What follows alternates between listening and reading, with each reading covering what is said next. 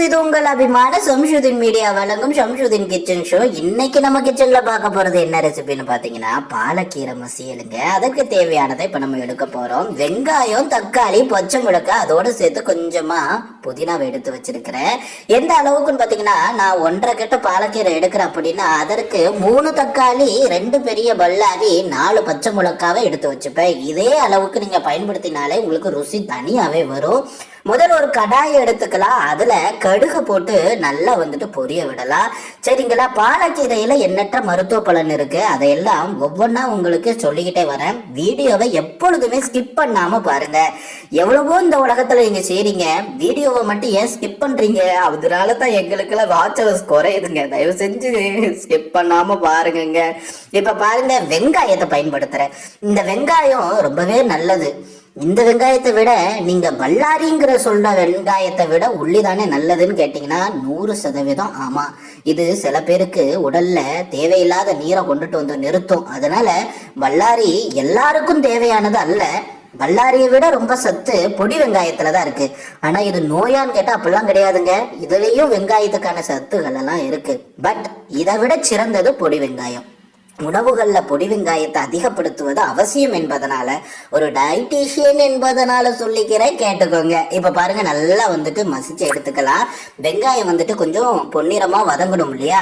அது வதங்குற அளவுக்கு just wait பண்ணலாம். இப்போ பாலக்கீரை பாத்தீங்கன்னா எலும்புகளுக்கெல்லாம் ரொம்பவே நல்லதுங்க. என்ன சொல்றீங்க அப்படின்னு கேட்டீங்கன்னா, பாலக்கீரை ஆமாங்க, அதிகமான அயன் கொண்டதுங்க. பாலக்கீரை அதிகமான அயன் கொண்டது. பொதுவா கீரையில அயனு அப்புறம் இரும்பு சத்துலாம் ரொம்ப நல்லது இல்ல. இப்போ அயன்னு சொல்லக்கூடிய இரும்பு சத்துகள் எல்லாம் கீரையில தான் அதிகமா கிடைக்கும், மில்லட்டை விட. அதனால தான் தினம் ஒரு கீரை எடுக்கணும்னு சொல்லுவேன். அது பாலக்கீரையில தான் ரொம்ப அதிகமா இருக்கு அப்படின்னு நிபுணர்கள்லாம் சொல்றாங்க. இப்போ வெங்காயம் மசிஞ்சிருச்சு, தக்காளி அதோட சேர்த்து பச்சை மிளகாய், தேவையான அளவுக்கு எடுத்து வச்சிருக்கிற புதினா, இது எல்லாத்தையுமே சேர்த்து போட்டு நல்லா மசிச்சு எடுத்துக்கலாம். சரிங்களா? தக்காளி வெங்காயம் மசிக்கும் போது சில்வர் சட்டி கொஞ்சம் ஜாக்கிரதை. ஏன்னா அப்பொழுதுதான் அடி பிடிக்காம இருக்கும். அடி பிடிச்சிருச்சுன்னா அவ்வளவுதாங்க, ரொம்பவே அது நாரி போயிடும். நம்ம ஜாக்கிரதையா இந்த இடத்துல நம்ம சமைக்கணும். பாருங்க, நல்லா மசிச்சுக்கிட்டு இருக்கிறோம். இதுல ஏகப்பட்ட மருத்துவ குணங்கள்லாம் ரொம்ப அதிகமாகவே இருக்குதுங்க. நிறைய பேர் பாத்தீங்கன்னா பாலக்கீரைய ஐயோ இது என்னன்னு தெரியல, இவ்வளவு பெரிய இலையா இருக்குதே அப்படின்னு நினைச்சு பயப்படுறாங்க. இப்பெல்லாம் கிடையாது. கீரையை நல்லா கழுவி எடுத்துக்கங்க, அதுவே உங்களுக்கு போதுமானது. சின்ன சின்னதா அரிஞ்சு எடுத்துக்கிறோம், அவ்வளவுதான். கீரை தாங்க பெருசு அப்படின்னு பார்க்காதீங்க, அதனால வரக்கூடிய பலனுமே பெருசு. நான் பொதுவாக பேஷண்ட் எல்லாம் என்ன சொல்லுவேன், நார்மல் பர்சன் கூட என்ன சொல்லுவேன் தெரியுமா? எவ்வளவோ செலவழிக்கிறீங்க, சாப்பாட்டுல ஒரு வகை கீரையை வைங்க. கீரையை மட்டுமே தினமும் சாப்பிடுங்க, நல்லதுன்னு சொல்லுவேன். இப்ப பாருங்க, தனி வத்தத்தூளை கொஞ்சம் போட்டு பிரட்டிக்கிறேன். சரிங்களா? ஏன் இந்த இடத்துல வத்தத்தூளை போடணும், நீங்க மிளகாத்தூளை போடக்கூடாதான்னு கேட்டீங்கன்னா, வத்தத்தூளும் கொஞ்சம் போட்டுக்கிறது நல்லது, அந்த கலருக்காகத்தான். தேவைப்படுறவங்க இதை பயன்படுத்தலாம், இல்லைன்னா இதை தவிர்த்துக்கிட்ட முழுவதுமாகவே நீங்கள் குழம்பு மசாலா தூளே போட்டுக்கலாம். இப்போ தேவையான அளவுக்கு உப்பு பயன்படுத்தி வதக்கி எடுத்துக்கலாம். உப்பு போட்டதுனால சீக்கிரமாகவே காய்கறி எல்லாம் வெந்து வந்துருங்கிறது உங்களுக்கு நல்லாவே தெரியும். அதனாலேயே உப்பை தாளிப்புலேயே நம்ம பயன்படுத்துகிறோம். இதோடு சேர்த்து சாம்பார் பொடி போடுங்க. ஏன்னா நம்ம இதில் சிறுபருப்பு போட்டு மசிச்சு எடுத்து பயன்படுத்த போகிறோம். அதில் சாம்பார் பொடி போட்டால் தான் அந்த ருசியை தனித்து காட்டும். அதனால சாம்பார் பொடி போடுங்க. சரிங்களா? இப்ப நல்லா சாம்பார் பொடி போட்டாச்சு, உப்பு போட்டாச்சு, தனி வத்தத்தூள் போட்டாச்சு, ஒரு கிளறு விட போறோம். நிறைய பேர் இந்த ரெசிபியை செஞ்சு சாப்பிட்டுட்டு என்கிட்ட பாராட்ட கூட செஞ்சாங்க. ரொம்பவே நல்லா இருக்குது. இது மட்டும் இல்லாம கொஞ்சம் எக்ஸ்ட்ராவா நம்ம எப்பவுமே சாம்பார்ல பயன்படுத்துறது தானங்க பெருங்காயத்தூள், அதுவும் பயன்படுத்துறோம். பெருங்காயத்தை முழுசா பயன்படுத்துங்கன்னா அது நீங்க சாம்பார்ல மசிக்கிறதுக்கு தான் பெட்டர். குழம்புல போட்டிங்கன்னா அது கொஞ்சம் கஷ்டம், பார்த்துக்கங்க.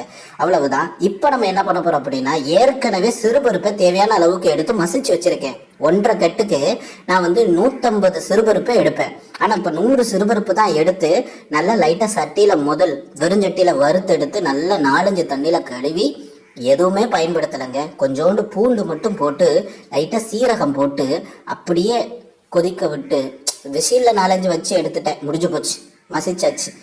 இதையும் நீங்கள் லைட்டாக மசிச்சுக்கலாம், இல்லை மிக்சியில் அடிக்கணும்னு ஆசைப்பட்டீங்கன்னா பண்ணிக்கலாம். ஆனால் இப்படி கொஞ்சம் கோருன்னு இருந்தால் தான் பார்க்க நல்லா இருக்கும், சாப்பிடவும் ருசியா இருக்கும். சரிங்களா, அவ்வளவுதாங்க, ரெடி ஆயிடுச்சு.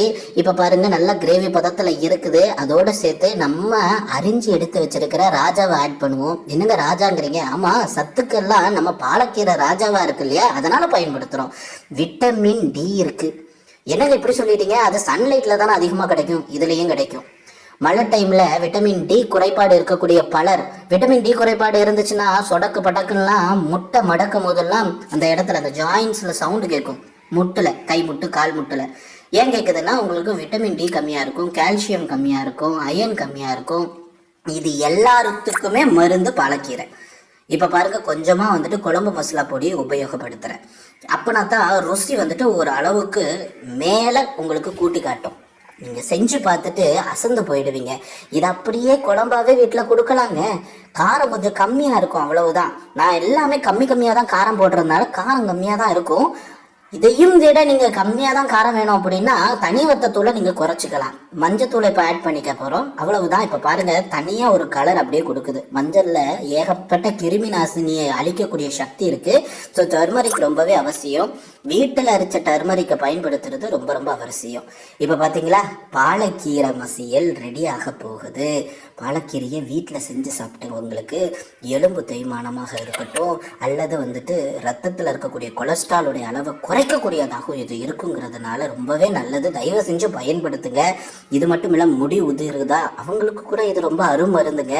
உடல்ல போஷாக்கு இல்லாமல் இருக்கிறாங்க, பலம் இல்லாமல் இருக்கிறாங்க, சோர்வோடு இருக்கிறாங்க. குறிப்பாக குழந்தைகள்லாம் அடிக்கடி சோர்ந்து போறாங்க. என்ன காரணம்? நோய் எதிர்ப்பு சக்தி கம்மியா இருக்கும்.